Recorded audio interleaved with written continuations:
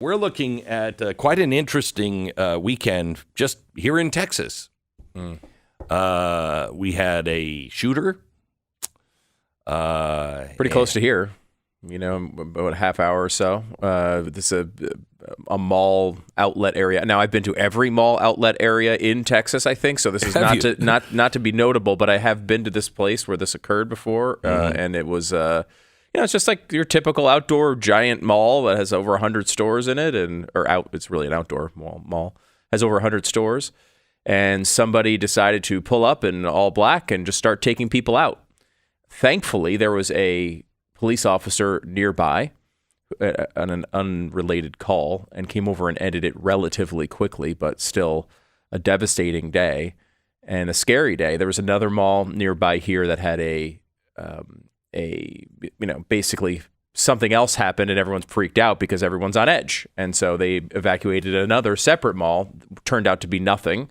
But that's the sort of feeling now that people have. And look, it's scary. It is. It's really, really difficult to stop, though. Really, really difficult to stop. Well, we know that he had mental issues, so he probably should have been on medication or, institutionalized. But, of course, it's the gun. It's always the gun. Well, no, also it was the car this weekend. We had 8 people killed, 9 people injured after somebody takes their car and ran into a migrant shelter in Brownsville, Texas.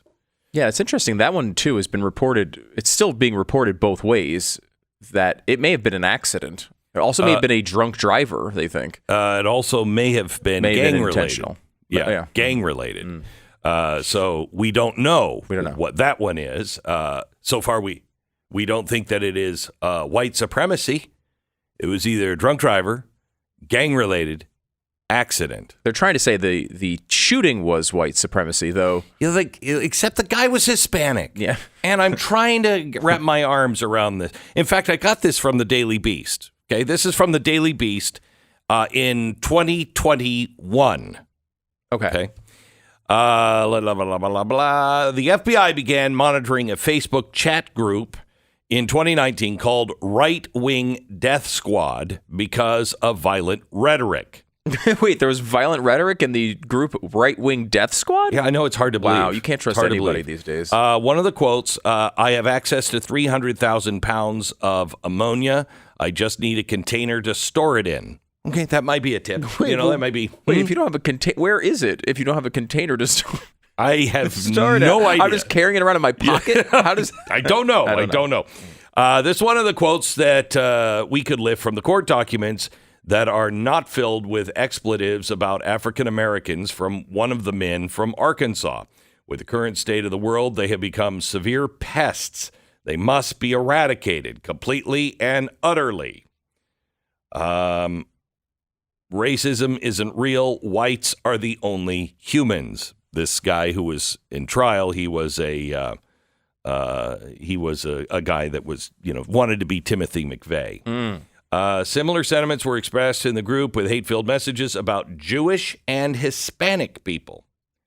So there seems to be a problem with this particular group with all people except apparently white people. And again, you're saying there's a problem with the group Right Wing Death Squad? Yeah. Wow. Yeah, it's weird, isn't it? That's a stunner. Yeah, it's weird. It's weird. It's weird. It's weird. So they want to clean up the white community. And we need a new world tomorrow. And the S word for Hispanics and the N word for blacks need to hang from trees, end quote. And this is so. This wasn't the person you're talking about, is it? This isn't the person. No, this is the article about this group when another guy was arrested in 2020. Okay. So he was arrested. Daily Beast wanted everybody to know this white guy was after Hispanics and blacks and Jews and anyone of any color whatsoever. Now you can be Hispanic and a member of this group. Wow, I don't know if they expanded their membership. Maybe they took the Daily Beast criticism seriously at Right Wing Death Squad, and they were just like, we ought to be more open. We are not as open as we should be. Look, we should just be accepting right-wingers who want to cause death. And why do we care about the color of skin? Amen. Bringing people together, so opening doors. Ridiculous. It is so ridiculous. Well, I think, too, like you mentioned this many times, Glenn, that racism is a human problem. It's not a white problem. Mm-hmm. And, like there's this thing in the media that they like to do and act as if other races, other than white people, as if they don't hate other races other than white people. Like, there's a lot of tension between the Asian and black communities in certain cities, for example. There's a lot of this that goes on. Hispanics and blacks have their own issues separate from white supremacism. But because the media has no prism to look at this other than just blaming right-wing extremists and white supremacists every single time, they run into these cross-the-streams moments where their coverage makes no sense. Look, it's possible for Hispanic people to dislike black people too. It's wrong. It's just like it's wrong for white people to do it. You shouldn't hate people. You shouldn't make any decision based on the color of somebody's skin. That's just stupid. Unless, of course, you're looking for affirmative action. Then, of course, it's completely okay. Or if it's, if it's Ibram Kendi and anti-racism, then all your decisions can be made on skin color. But other than that, you shouldn't make decisions based on skin color, Glenn. And that's something that we've stood by. I've stood by that principle the entire time here. I know it's changed. I know the trendy thing to do is the opposite. My whole life has been pretty much, don't judge people by the color of their skin, but the content of their character, which doesn't seem to be real popular. But I still stand with it as well, Stu. Now, let me give you let me throw this question out. Do you believe the government and the media? When the media comes out and says, we've scrubbed the internet so you can't see any of this, and then they come out and go, this Hispanic man just love to be a part of this white power group. It's hard to to trust anything that they're saying on this Correct. Stuff, especially when they don't give us the evidence. Yes. And it's strange, too, that so far they have a really good batting average on white supremacists. But they can't find anybody who's bombing a church, or an abortion clinic because, quote, it happens at night. Love that. Tough. It's dark out. It's very dark. Yeah, you can't see people. Sometimes they wear black. Yeah. Now, they can't seem to find that. They can't find the Supreme Court leaker. Can't find that person. It was dark. They leaked it at night. Did they? No. Okay. Mm-hmm. So they did it during the day. They did. Well, yeah, they did it during the day, but okay. But maybe the story came out during the day. Maybe it was leaked at night. Okay. You can't. It's daytime someplace in the world. It's always daylight someplace in the world. It's a sphere. So we couldn't find that. We can't seem to get to the bottom of the Hunter Biden thing. But what evidence do we have? And we can't other than see the entire laptop. We can't see the evidence on the Las Vegas shooter. Still don't have a clue on that one. And Nashville. Yeah, that one's weird. Yeah. Can't see that manifesto, even though we have it. Like we can speculate about what the Allen, Texas shooter's manifesto was because they're going to go online. They're going to find some social media posts. But we can't.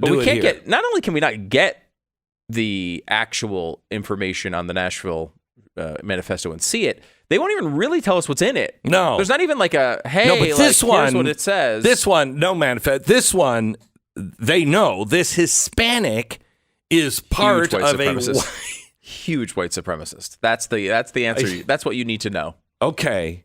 I'm just trying to get my arms around. Well, let's talk about some real crimes. How about the Marine Daniel Penny? Yeah. Now, we have the full videotape. I don't know if you've seen it yet, but it shows him choking the guy out and then putting him in what is called the recovery position. So he didn't just choke him out like, yeah! He put him in a recovery position. Or to contrast it with George Floyd, where that didn't end for a very, very long time. this person was obviously trying to bring back the guy he had choked to subdue him during the attack. He was attempting outwardly to make sure he didn't die. Mm-hmm.